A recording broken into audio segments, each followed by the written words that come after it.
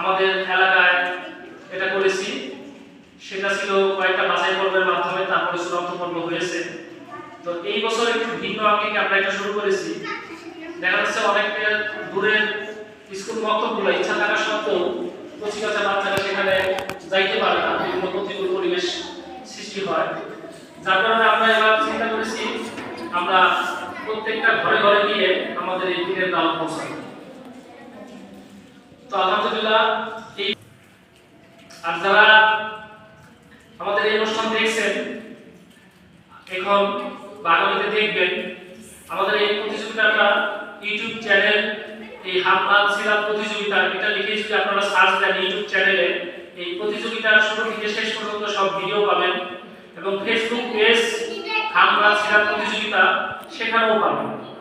আমাদের এটা প্রচার শুধু এখানে সীমাবদ্ধ না, এটা সব জায়গায় আমরা প্রচার করে থাকি। আর এটা শুরু করেছি শুধু একটা নির্দিষ্ট এলাকার জন্য না, এটা সারা বাংলাদেশে ইনশাআল্লাহ ছড়িয়ে পড়বে যদি আল্লাহ পাক আমাদেরকে তৌফিক দেন, আপনারা সবাই সহযোগিতা করেন। আমি আর আলোচনা দীর্ঘায়িত করব না। তো প্রথমে আমি পুরস্কার বিতরণে যে তৃতীয় স্থান অধিকার লাভ করেছে, আমি তার নাম